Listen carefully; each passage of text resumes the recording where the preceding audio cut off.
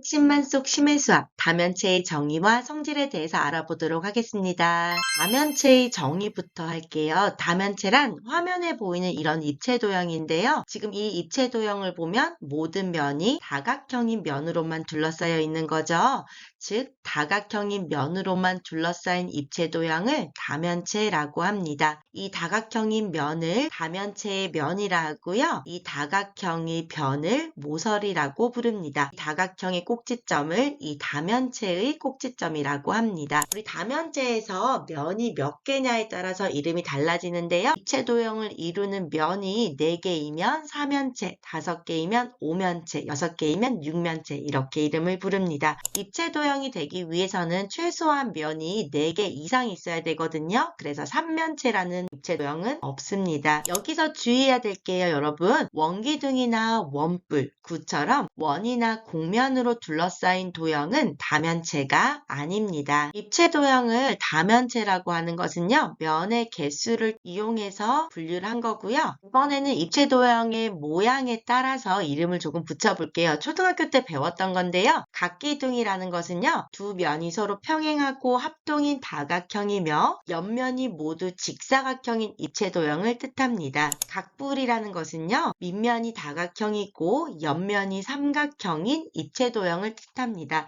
이 각뿔도요, 여러분 예쁘게 생긴 각뿔도 있는데 한쪽으로 치우친 각뿔도 있거든요. 그래서 옆면이 꼭 이등변 삼각형일 필요 없고요. 삼각형이기만 하면 됩니다. 각뿔대라는 개념이 새로 나오게 되는데요. 각뿔대란 무엇이냐면요. 자, 여러분한테 이런 각뿔이 하나 주어져 있어요.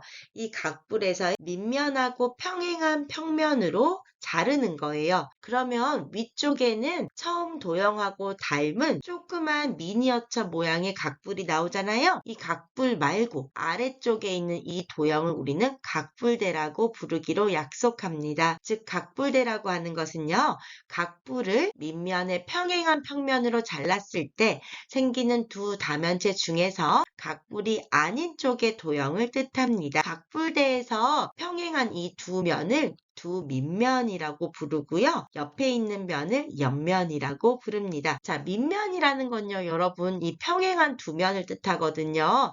위쪽에 있다고 해서 윗면이 아니라 밑면이라고 부릅니다. 그리고 두 밑면의 수직인 선분의 길이를 높이라고 약속합니다. 이 높이 개념은 나중에 이 각뿔대의 부피 구할 때 많이 이용되기 때문에 정확하게 개념 이해하고 넘어가도록 합니다. 구체적인 예를 통해서 다면체의 성질을 알아보도록 하겠습니다. 다면체의 면의 개수에 따라 분류해서 이름을 붙여줄 수가 있어요. 첫 번째 그림을 보면 면이 5개죠. 따라서 면이 5개이기 때문에 5면체라고 이름을 붙이고요. 두 번째 겨냥도를 보면은 면이 역시나 5개죠. 따라서 이 입체 도형도 5면체라고 이름을 붙여줄 수 있습니다. 세 번째 그림을 봐도 역시나 면이 5개라서 5면체가 되고요. 마지막 그림을 보면 면이 8개가 나오죠. 따라서 8면체라고 이름을 붙여줄 수가 있습니다. 처음 세 가지 입체 도형은 분명히 모양이 다른데 이름이 5면체로 똑같잖아요. 그래서 우리가 다면체의 모양에 따라서 또 다르게 분류하여 이름을 붙여줄 수가 있습니다. 초등학교 때 분류했던 이름인데요. 첫 번째 입체 도형은 밑면이 삼각형이기 때문에 삼각기둥이 되고요. 두 번째 입체 도형은 밑면이 사각형인 뿔 모양이라서 사각뿔이고요. 세 번째 입체 도형은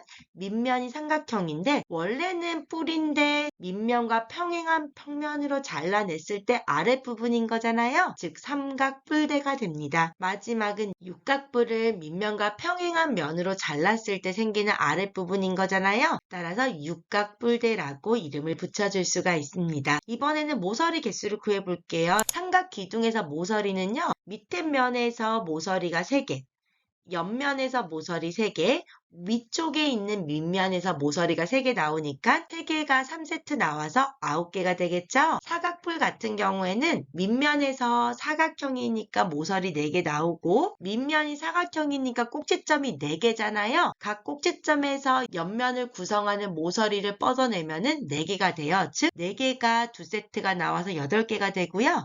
삼각뿔대 같은 경우는 사실 삼각기둥이랑 거의 결을 같이 해요. 아래쪽에 있는 밑면에서 모서리 3개, 옆면에서도 모서리 3개, 위쪽에 있는 밑면에서도 모서리 3개, 즉 3개가 3세트 나와서 9개가 되고요. 육각뿔대 같은 경우는 밑면이 육각형이기 때문에 모서리 6개, 육각형이니까 꼭지점도 6개, 옆면을 구성하는 모서리도 6개, 위쪽에 있는 밑면에서도 모서리가 6개 나오니까 6개짜리가 3세트 나와서 18개가 됩니다. 꼭지점의 개수는 두 밑면에서 꼭지점이 나오잖아요. 3개가 2세트 나와서 6개가 되고요. 사각뿔 같은 경우에는 밑면이 하나잖아요. 이 밑면에서 꼭지점이 4개 나오고 뿔이라서 위쪽에 하나가 더 추가되어서 5개가 됩니다. 삼각뿔대 같은 경우는 두 밑면에서 꼭지점이 나오는데 두 밑면이 삼각형이기 때문에 3이 2세트가 나와서 6개가 되고요. 육각뿔대 마찬가지로 육각형이 2세트 나오기 때문에 총 12개의 꼭지점이 있습니다. 삼각기둥의 밑면의 모양은 당연히 삼각형이고요. 사각뿔의 밑면은 사각형. 삼각뿔대는 삼각뿔에서 나왔기 때문에 밑면이 삼각형이 되고요. 육각뿔대 역시 밑면의 모양은 육각형이 됩니다. 옆면의 모양은요. 기둥은 무조건 직사각형이죠. 사각뿔 같은 경우엔 옆면이 삼각형이 되고요. 삼각뿔대 같은 경우에는 밑면과 평행한 평면으로 잘랐잖아요. 그래서 한 쌍의 대변이 항상 평행하게 됩니다. 한 쌍의 대변이 평행한 사각형이라서 사다리꼴이 되고요. 육각뿔대 역시 옆면은 사다리꼴이 됩니다. 기둥이라고 하면 밑면이 아래쪽 위쪽 2개가 되고요. 사각뿔은 밑면이 하나밖에 없죠. 삼각뿔대, 육각뿔대 역시 밑면은 2개가 나옵니다. 조금 전에 했던 성질을 이용하면 우리가 일반화시킬 수가 있어요. N각기둥, N각뿔, N각뿔대일 때 면의 개수를 구하면요. N각기둥은 밑면이 N각형이잖아요. 밑면이 2개 나올 거고요. 옆면은 총 N개가 만들어질 거예요. 따라서 N 플러스 2개의 면을 가지고요. N각뿔은 밑면이 N각형, 모서리가 N개가 나오잖아요. 각 모서리별로 옆면을 만들어낼 거니까 옆면이 N개고요. 밑면이 하나밖에 없기 때문에 N 플러스 1개의 면을 가지게 됩니다. N각뿔대 역시 밑면이 N개라서 모서리가 N개가 나오고요. 각각의 모서리에서 옆면을 이렇게 만들어낼 거잖아요. 따라서 옆면이 N개고요. 밑면은 2개가 되기 때문에 N 플러스 2개의 면을 가지게 됩니다. 모서리 같은 경우는 N각기둥에서는 밑면에서 N개, 옆면에서 N개, 또 위쪽에 있는 밑면에서 N개, 즉 N이 3세트 나오기 때문에 3N개가 되고요.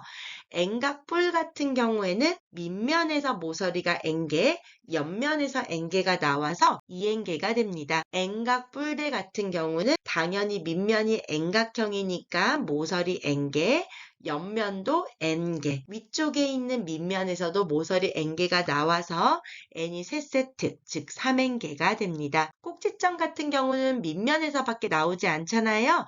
N각기둥은 밑면이 2개고 그 밑면이 N각형이기 때문에 꼭지점이 N이 되어서 2N개가 나옵니다. N각뿔 같은 경우에서는 밑면에서 꼭지점이 N개가 나오고요. 뿔이니까 위쪽에 하나로 모여서 1개가 추가되죠.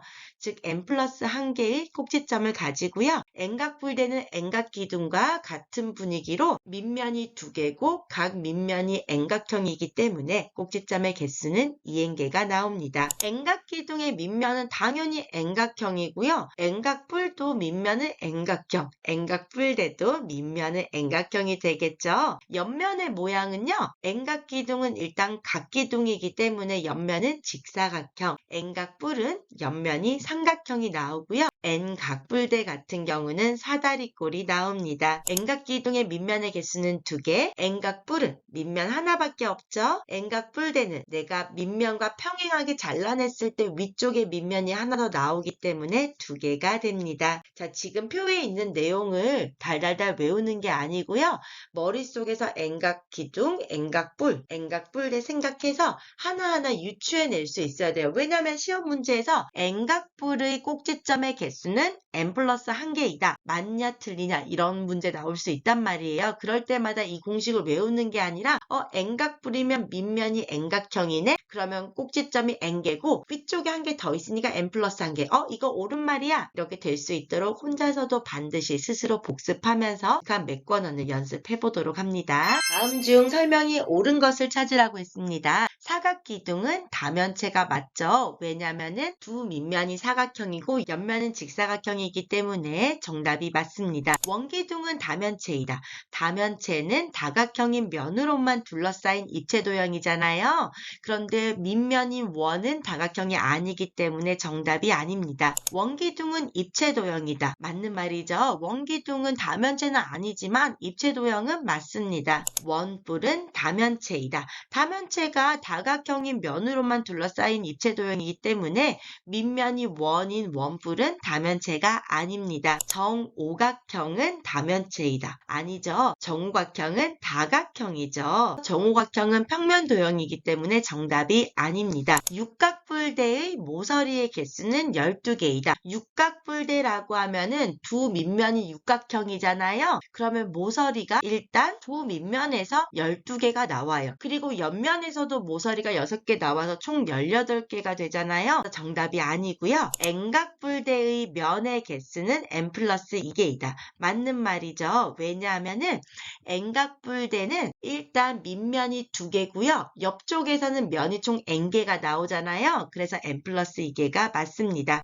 N각뿔의 꼭지점의 개수는 N 플러스 2개이다. 틀린 설명이죠. 왜냐면은 N각뿔이라고 하면은 밑면이 일단 N각형이니까 꼭지점이 N개가 나오고요. 뿔이니까 위쪽으로 한 점에서 모이잖아요. 따라서 N 플러스 1개가 됩니다. 각뿔대의 두 밑면은 서로 평행하고 합동이다. 각뿔대의 두 밑면은 서로 평행한 건 맞아요. 왜냐하면 각뿔대 자체가 밑면에 평행한 평면으로 잘랐을 때 생기는 두 입체 도형에서 각뿔이 아닌 부분이잖아요. 그런데 두 밑면은 합동이 아니라 서로 모양이 같은 하지만 크기가 다른 도형이에요. 따라서 크기가 다름으로 합동이 아니기 때문에 틀린 명제가 됩니다. 각뿔대를 밑면에 평행한 평면으로 자르면 또 각뿔대가 생기겠죠? 그래서 항상 각뿔대가 나옵니다. 옳은 설명이 됩니다. 화면에 나온 이 10가지의 명제 중에서 적당하게 5개 뽑아서 다음 중 옳은 것을 찾으세요. 틀린 걸 찾으세요. 이런 문제가 나올 수 있거든요. 그래서 이 10가지의 명제를 정리한 다음에 그냥 외우는 게 아니라 혼자서 생각을 해보는 거예요. 순서를 바꿔 적어서 답 찾는 연습도 한번 하면서 복습을 해보도록 합니다. 오늘은 다면체의 정의와 성질에 대해서 알아보았습니다.